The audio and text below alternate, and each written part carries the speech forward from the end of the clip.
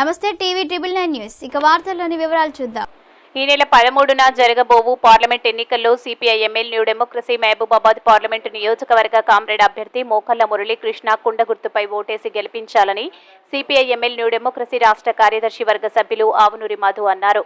ఈ రోజు గుండాల మండలం షెట్టుపల్లి ఉపాధి హామీ కూలీలతో న్యూ డెమోక్రసీ జిల్లా నాయకులు బచ్చల సారన్న అధ్యక్షతన నిర్వహించిన సమావేశంలో ఆయన మాట్లాడుతూ పార్లమెంట్ ఎన్నికల్లో బీజేపీ ప్రభుత్వాన్ని ఓడించాలని అన్నారు. బీజేపీ గత 10 సంవత్సరాల పాలనలో ప్రజలు సంపాదించిన డబ్బును, జీఎస్టీ పన్నుల రూపంలో వచ్చిన సంపదను కొద్దిమంది పెట్టుబడిదారులకు కట్టబెడుతూ వేల కోట్ల రూపాయలు బ్యాంకుల అప్పులు రద్దు చేశారని, ప్రభుత్వ రంగ సంస్థలను ప్రైవేటీకరిస్తున్నారని, రిజర్వేషన్లు రద్దు చేసి కింది స్థాయి ప్రజలకు ఉద్యోగ అవకాశాలు లేకుండా చేస్తున్నారని, పార్లమెంట్లో 400 సీట్లు గెలిస్తే రాజ్యాంగాన్ని మార్చే ఆలోచనలో బీజేపీ ప్రభుత్వం ఉందని, మతం పేరుతో ప్రజల మధ్య విద్వేషాలు రెచ్చగొడుతూ పార్లమెంట్లో ఎన్నికల్లో గెలవాలని చూస్తున్నారని, స్వాతంత్ర సమర యోధులకు మతం రంగు పూస్తూ చరిత్రను వక్రీకరిస్తున్నారని విమర్శించారు. దేశంలో నిరుద్యోగం, అధిక ధరలు పెరిగిపోయాయని, రైతు కార్మిక వ్యతిరేక నల్ల చట్టాలను తెచ్చి దేశాన్ని సంక్షోభంలోకి నెట్టివేశారని, కావున పార్లమెంట్ ఎన్నికల్లో బీజేపీ ప్రభుత్వాన్ని ఓడించాలని పిలుపునిచ్చారు. భూమి, భుక్తి, కూడు, గుడ్డకై పేద ప్రజల సమస్యల కోసం అనునిత్యం పోరాడే party CPI MLA new democracy party మాత్రమే అని, అటువంటి పార్టీ అభ్యర్థి కామ్రేడ్ మోకల్ల కృష్ణ కుండ గుర్తుపై ఓటు వేసి గెలిపించాల్సిందిగా కోరారు. ఈ కార్యక్రమంలో మల్లెల మల్లేష్, కల్తే మల్లన్న, ఎర్ప రాజేష్, జనగం వాసు, లింగయ్య యాదన్న తదితరులు పాల్గొన్నారు. ఉపాధి హామీ చట్టాన్ని రద్దు చేయటంలో లేదా ఉపాధి హామీకి కావాల్సినటువంటి నిధుల్ని సక్రమంగా ఇవ్వటంలో ప్రభుత్వం అంటే కేంద్ర ప్రభుత్వం ఫెయిల్ అయినటువంటి ఒక స్థితిని మనం చూస్తున్నాం. అట్లనే ఇప్పుడు ఈ నెల 13వ తారీఖున మన తెలంగాణ, ఆంధ్ర రాష్ట్రంలో పార్లమెంటుకు ఎన్నికలు దేశవ్యాప్తంగా జరుగుతున్నాయి. మన దగ్గర 13వ తారీఖున జరుగుతున్నాయి. ఈ ఎన్నికలలో సిపిఎంఎల్ న్యూ డెమోక్రసీ తరపు నుంచి అంటే మన పార్టీ తరపు నుంచి మోకల మురళీకృష్ణ అనేటువంటి అతను నిలబట్టం అనేటువంటి జరిగింది పోటీలో ఈ పార్లమెంటుకి. ఆ ఎన్నికలలో గెలిపించడం కోసం మీరందరూ మీ అమూల్యమైనటువంటి ఓటేయాల్సిందిగా కోరుతున్నాను. తన గుర్తు ఏంటిదంటే కుండ గుర్తు అనేటువంటి వచ్చింది. ఏం గుర్తు అక్కలో? కుండ గుర్తు. అందుకోసం ఈ కుండ గుర్తు మీద ఓటేయాలి. మనం ఎవరిని ఓడించాలి? ఎవరినంటే ముఖ్యంగా ఈ బీజేపీ అనేటువంటిది, మోడీ గవర్నమెంట్ అనేటువంటిది ఏదైతే ఉన్నదో అది అధికారంలో ఉన్నది. అది ఏం చేస్తున్నది అనేటువంటిది అంటే మనకి ఇప్పుడున్నటువంటి హక్కులన్నింటినీ కాల రాస్తున్నది. ఏం హక్కులు ఉన్నాయంటే మనం ఇంతకు ముందు పోరాడి 42 చట్టాలని, కార్మిక చట్టాలని తీసుకొచ్చుకోవటం అనేటువంటి జరిగింది.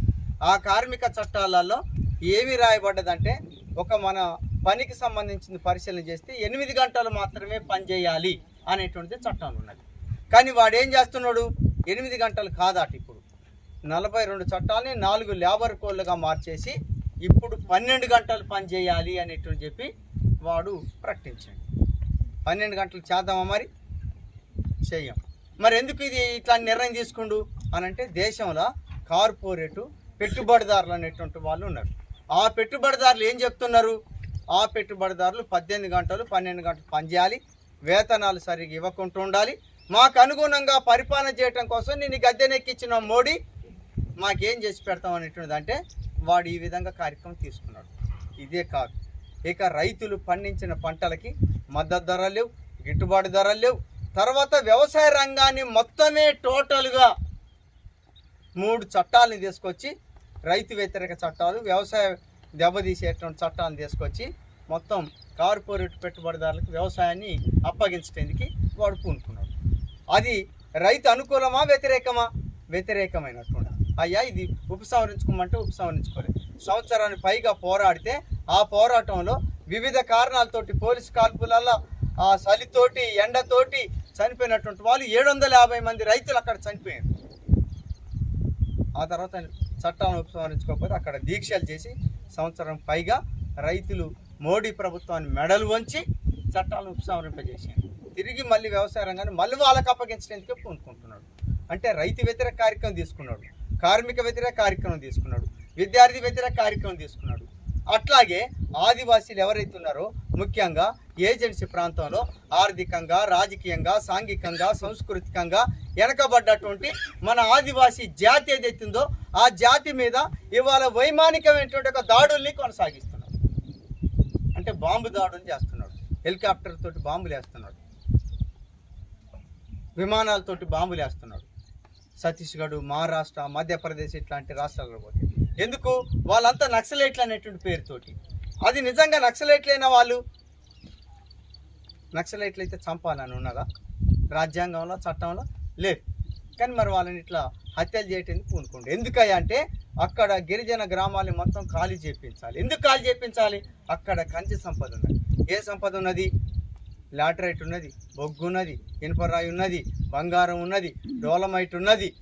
ఎట్లా 89 రకాల కంచి సంపదలు ఉన్నాయి. ఈ సంపదలన్నింటినీ ఎవరికి అప్పగించాలి? వీటన్నిటిని దోడుకొని పోటేందుకు యంత్రాలు పెట్టి వాడు ఏం చేస్తున్నాడంటే కార్పొరేట్ పెట్టుబడిదారులు. ఎవడు వాడు?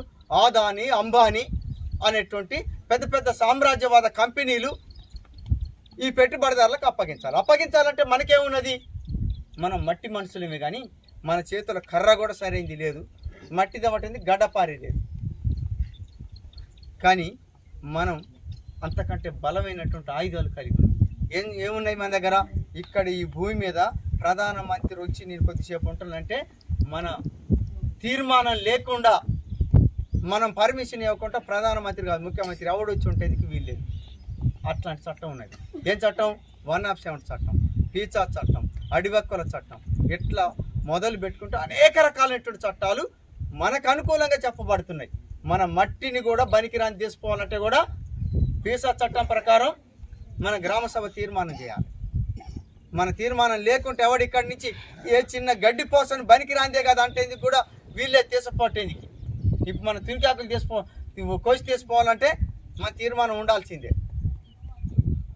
అందుకోసమే ఇట్లా మన చట్టాలన్నింటినీ కూడా రద్దు చేసి వానికి అనుగుణంగా పెట్టుబడిదారులకి ఈ మన సంపదనంతా దోసిపెట్టే ప్రయత్నం చేస్తున్నారు. ఎవడ్రా ప్రభుత్వం వాడా? ఎవడ్రా పాలకుడా? ఎవడ్రా బీజేపీ వాడా? తాతల నుంచి తరతరాలుగా ఇక్కడ మేము జీవిస్తున్నాం. ఈ చెట్టు మీద, పుట్ట మీద, అడవి మీద, ప్రకృతి మీద, ఈ భూమి మీద, ఈ సంపద మీద మాకు దప్ప హక్కు నీకెవరికి లేదురా అని చెప్పి రాజ్యాంగంలో కల్పించినటువంటి హక్కుల ప్రకారం మనం కొట్లాడుతున్నాం.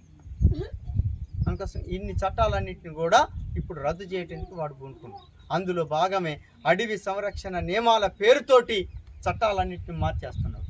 కాబట్టి ఇది ఏందయ్యా అని చెప్పి ఎవడని అడిగితే వాళ్ళ మీద ఊపా యాక్ట్ కేసులు పెడుతున్నాడు, నక్సలైట్లని ఎన్కౌంటర్ చేస్తున్నాడు. సాయిబాబా అని చెప్పి 99% వికలాంగుడు. అంటే ఏమి ఆయన పని ఆయన కూడా చేసుకోలేడు. ఆయనకు ఒక మనిషిని తోడిస్తే తప్ప. ఆయనని ప్రధానమంత్రి చంపటం చూసిండని దొంగ కేసులు పెట్టి ఆయనకి లైఫ్ వేసేసాను శిక్ష. ఆయన తప్ప నీ మధ్యలో కొట్టేస్తే బయటకు వచ్చాడు. 7 సంవత్సరాలు జైలు అనుభవించాడు. చూసినరా? ఇట్లాంటివి ఎందుకయ్యా అంటే ఆయన మొత్తం ఈ దేశం గురించి, దేశంలో ఉంటున్న చట్టాల గురించి ఈ మోడీ ప్రభుత్వం వ్యవహరించేటువంటి ఒక దగులుబాజీ విధానం. వార్తలు ఇంతటితో సమాప్తం. మళ్ళీ తిరిగి ప్రసారం అయ్యే టీవీ 999 న్యూస్లో కలుద్దాం. అంతవరకు సెలవు.